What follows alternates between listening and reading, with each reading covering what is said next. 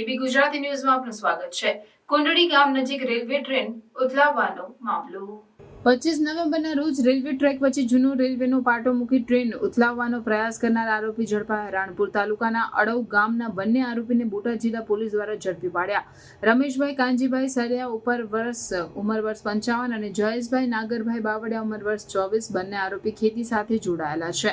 આર્થિક દેણું થઈ જવાના કારણે આ ષડયંત્ર ઘડ્યાનું જિલ્લા પોલીસ વડાએ માહિતી આપી। ટ્રેનને ઉથલાવી ટ્રેનના ડબ્બામાંથી પેસેન્જર નીચે પડે પછી તેને લૂંટવાના ઈરાદે સમગ્ર પ્લાન ઘડ્યો હતો। બંને આરોપી ઘટના બાદ ઘટના સ્થળ નજીક વાડીમાં છપાયેલ હોય પોલીસ દ્વારા તેમને ઝડપી પાડેલ। કેમેરામેન બીજલભાઈ માલકિયા સાથે રિપોર્ટર ફિરોઝ મલિક, ભાવનગર। બોટાદ જિલ્લાના કુંડલી ગામની સીમમાં ગઈ તારીખ 25/9/2024ના વહેલી સવારના બોટાદ જવાનો જે રેલવે ટ્રેક છે ત્યાં 3 વાગે એક બનાવ બન્યો હતો, જેમાં ભાવનગર ઓખા ટ્રેન છે 19-210 એ ટ્રેન પસાર થાય એ વખતે રેલવે લાઇનના 2 પાટાની વચ્ચે જૂની મીટર ગેજની રેલવે લાઇનનો એક કટકો સ્લીપર તથા બેલાસ્ટની વચ્ચે ત્રાસો મૂકી અને આ ચાલુ ટ્રેનની સાથે અથડાવી અને રેલવે એન્જિન બંધ થઈ ગયેલું અને નુકસાન પહોંચાડ્યા અંગે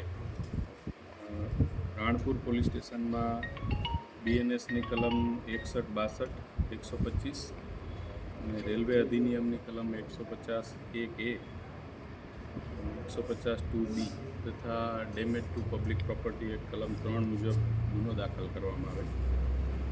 બનાવ દેશની આંતરિક સુરક્ષાને લગતો અને ખૂબ જ ગંભીર હોય, બોટાદ જિલ્લા પોલીસ ને ભાવનગર IGP શ્રી ગૌતમ પરમાર સાહેબના સીધા સૂચના અને માર્ગદર્શન હેઠળ જિલ્લા પોલીસની ટીમોમાં ખાસ કરીને રાણપુરની લોકલ પોલીસની ટીમ, અમારા DYSP Shri Maharshi Raval, LCB PI Solanki, SOG PI Jadeja તેમજ RPFના DYSP અને એમની ટીમ તેમજ કેન્દ્રની પણ ઘણી બધી એજન્સી બનાવની ગંભીરતાને લઈ અને તપાસમાં જોડાયેલી હતી।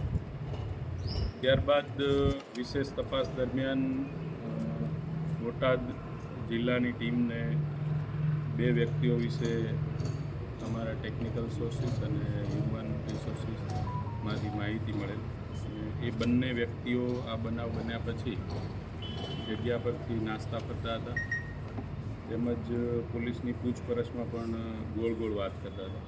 આરોપીઓની વિગત આપું તો ત્યાં બાજુમાં જ ગામ છે અળવ, ત્યાંના રહેવાસી છે રમેશ ઉર્ફે રમુડિયો સલિયા, જે 55 વર્ષની ઉંમરનો છે, ખેતમજૂરી કરે છે બનાવવાળી જગ્યાની નજીક, અને એનો સાથીદાર છે જયેશ ઉર્ફે જલો બાવળિયા, એ 24 વર્ષની ઉંમરનો છે, એ પણ ખેતમજૂરી અને હીરા ઘસવાનું કામ કરે।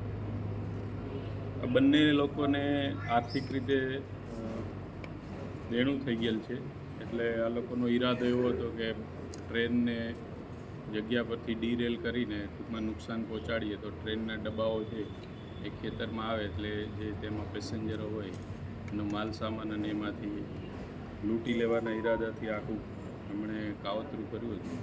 પોલીસને વધુ તપાસ દરમિયાન એમણે આ બાબતે આ ગુનો કરવા અંગે યુટ્યુબમાં સર્ચ કરીને વિડીયો પણ જોયેલા છે અને બીજી પણ અમે કઈ રીતે આ એમણે ટ્રેનનો પાટો ફોડ્યો અને કઈ રીતે ગુનાને અંજામ આપ્યો એ અંગે ઝીણવટભરી તપાસ બોટાદ જિલ્લા પોલીસ દ્વારા હાલ ચાલુ છે। સાહેબ, આરોપી બંનેના એકબીજાના કંઈ રિલેટિવ થાય છે કેમ? હા, જે આરોપી છે રમેશ, એ આ જે બીજો આરોપી છે જયેશ, એના પત્ની છે, એમના રિલેટિવ થાય છે, દૂરના રિલેટિવ છે, પણ બંને એકબીજાને ઓળખે છે અને બંને આ રીતે ખેતરમાં ભાગ્યું રાખીને જ કામગીરી કરે છે। બંને પાસેથી તપાસ દરમિયાન જિલ્લા પોલીસે એમના મોબાઈલ 3 કબજે કરેલા છે અને આગળની તપાસ હજુ શરૂ છે। આરોપીનો અગાઉ કોઈ ઇતિહાસ ગુનાહિત? ના, હાલ સુધી તો નથી જોવા મળ્યો, પણ તેમ છતાં વિશેષ તપાસ એ મેં અગાઉ કીધું એ રીતે ગુનો કર્યા પછી ત્યાંથી નાસી ગયેલા હતા અને જે વિસ્તાર છે બનાવવાળો એની આસપાસ વીડી અને તળાવવાળો વિસ્તાર છે અને પોલીસ લગભગ એટલામાં જેટલા પણ ખેતર છે અથવા તો જે લોકો ખેતરમાં રહીને મજૂરી કામ કરે છે અને ખેતરના માલિકો છે એ બધાને ઝીણવટભરી રીતે પૂછપરછ કરતી હતી અને આ બંને આરોપીઓને પોતાને પણ શંકા હોય કે હવે અમને પોલીસ પૂછશે એટલે પોલીસની તપાસથી દૂર ભાગતા હતા એટલે એ જ વિસ્તારમાંથી અમે શોધ્યા. સાહેબ આ પાટાનો કટકો લાવ્યા હતા ક્યાંથી એ લોકો? એકચ્યુઅલી બનાવવાળી જગ્યાની આસપાસ રેલવે દ્વારા એમને જે હદ હોય છે એ ડિમાર્કેશન કરવા માટે આવા જૂના પાટા ખોડતા હોય છે અને હમણાં રેલવે દ્વારા દબાણ હટાવવાની પણ કામગીરી કરવામાં આવી છે એટલે ઘણી જગ્યાએ આવા પાટા નીકળી ગયેલા પણ આસપાસ પડેલા હોય છે એમાંથી જ આ લોકોએ આ અગાઉથી એમણે નક્કી કર્યું હતું તો આ પાટાનો ટુકડો આવી રીતે નીકળી ગયેલો હતો સંતાડી રાખેલો હતો એનો ઉપયોગ. ઓકે.